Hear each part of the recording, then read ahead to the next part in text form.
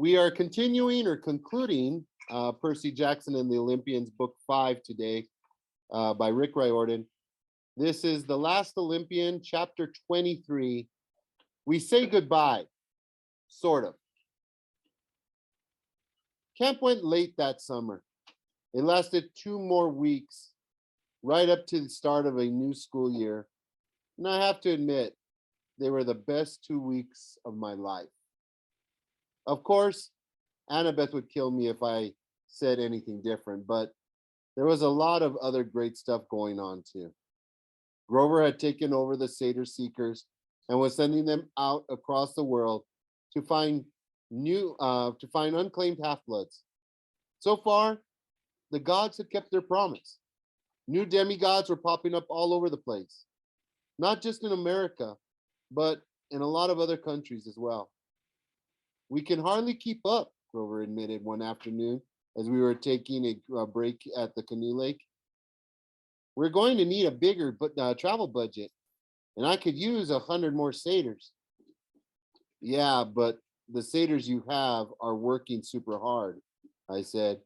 I think they're scared of you, Grover blushed. That's silly. I'm not scary. You're a lord of the wild, dude. The chosen one of Pan. A member of the Stop it, Grover protested. You're as bad as Juniper. I think she wants me to run for president next. He chewed on a tin can as we stared across the pond at the line of new cabins under construction. The U shape would soon be complete.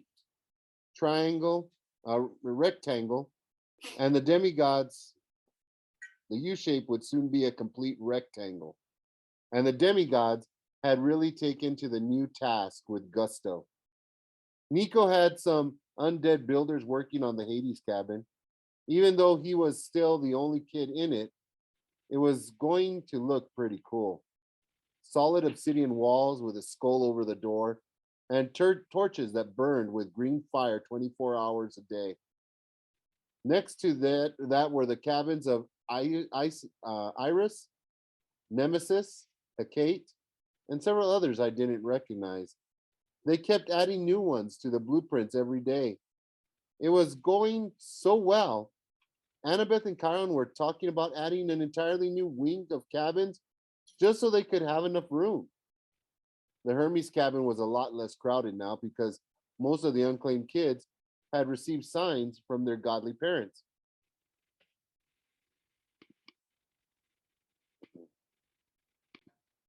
It happened almost every night, and every night more demigods straggled over the property line with satyr guides, usually with some nasty monsters pursuing them. But almost all of them made it through. It's going to be a lot different next summer, I said. Chiron's expecting we'll have twice as many campers.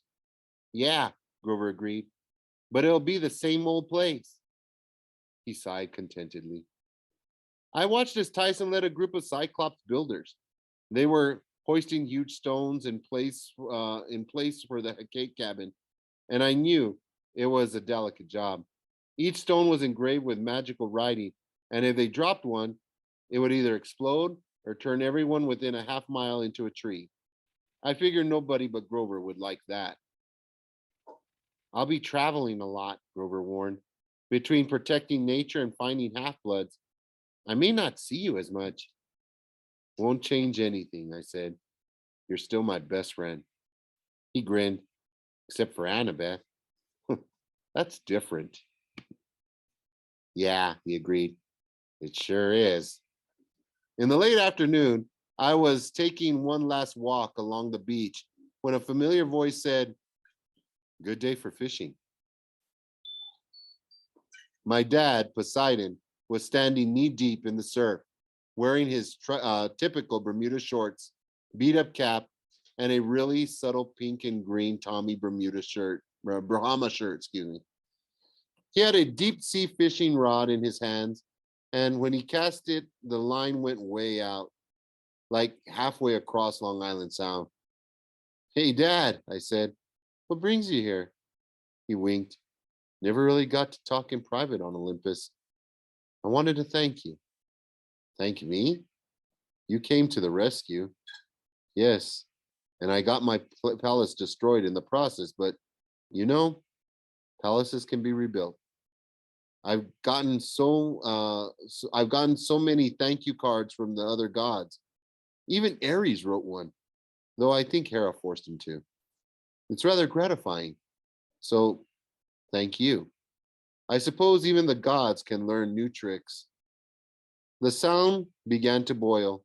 At the end of my dad's line, a huge green sea serpent erupted from the water. It thrashed and fought, but Poseidon just sighed. Holding his fishing pole with one hand, he whipped out his knife and cut the line. The monster sank below the surface. Not eating size, he complained. I have to release the little ones, or the game wardens will be all over me. Little ones, he grinned. You're doing well with those new cabins, by the way. I suppose this means I can claim all those other sons and daughters of mine and send you some siblings next summer. Ha ha, Poseidon reeled in his empty line. I shifted my feet. You were kidding, right? Poseidon gave me one of his inside joke winks, and I still didn't know whether he was serious or not. I'll see you soon, Percy. And remember, know which fish are big enough to land, eh? Then he dissolved into the sea breeze, leaving a fishing pole laying in the sand. That evening was the last night of camp, the bead ceremony. The Hephaestus cabin had designed the bead this year. It showed the Empire State Building, and etched in tiny Greek letters sprawling around the image were the names of all the heroes who died defending Olympus. There were too many names, but I was proud to wear the bead. I put it on my camp necklace. 4 beads now. I felt like an old timer. I thought about the first campfire I'd ever attended back when I was 12 and how I'd felt so at home. At that, at least, hadn't changed. Never forget this summer, Chiron told us. He had healed remarkably well, but he still trotted in front of the fire with a slight limp. We have discovered bravery and friendship and courage this summer. We have held up the honor of the camp. He smiled at me, and everybody cheered. As I looked at the fire, I saw a little girl in brown dress tending the flames. She winked at me with red glowing eyes. No one else seemed to notice her, but I realized maybe she preferred it that way. And now, Chiron said, early to bed. Remember, you must vacate your cabins by noon tomorrow unless you've made arrangements to stay the year with us. The cleaning harpies will eat any stragglers, and I'd hate to end the summer on a sour note. The next morning, Annabeth and I stood at the top of Half Blood Hill. We watched the buses and vans pull away, taking most of the campers back to the real world. A few old timers would be staying behind and a few of the newcomers, but I was heading back to Goad High School for my sophomore year.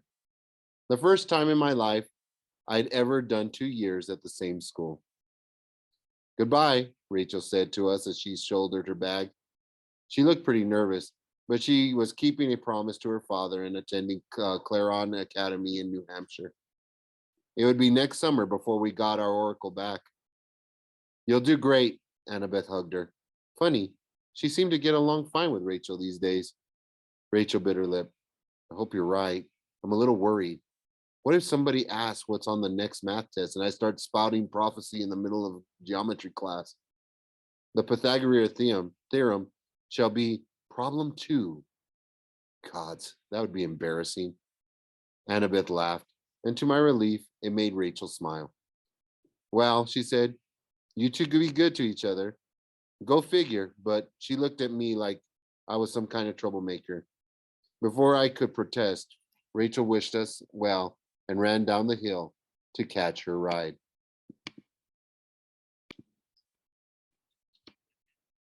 Annabeth, thank goodness, would be staying in New York. She'd gotten permission from her parents to attend a boarding school in the city, so she could be close to Olympus and oversee the rebuilding efforts. And close to me, I asked. Well, someone's got a big sense of his own importance, but She laced her fingers through mine, and I remembered what she told me in New York about building something permanent. I thought, just maybe, we were off to a good start. The guard dragon Peleus curled contentedly around the pine tree underneath the golden fleece and began to snore, blowing steam with every breath. You been thinking about Rachel's prophecy? I asked Annabeth. She frowned. How did you know? Because I know you. She bumped me with her shoulder. Okay, so I have. 7 half-bloods shall answer the call. I wonder who they'll be. We're going to have so many new faces next summer. Yep, I agreed. And all that stuff about the world falling into storm or fire? She pursed her lips. And foes at the doors of death? I don't know, Percy, but I don't like it. I thought, well, maybe we get some peace for a change. Wouldn't be Camp Half Blood if it was peaceful, I said. I guess you're right. Or maybe the prophecy won't happen for years. Could be a problem for another generation of demigods, I agreed. Then we can kick back and enjoy. She nodded, though she still seemed uneasy. I didn't blame her, but it was hard to feel so upset on a nice day. And with her next to me, knowing that I wasn't really saying goodbye. We had lots of time. Race you to the road? I said. You're so going to lose. And she took off down Half Blood Hill, and I sprinted after her. For once, I didn't look back.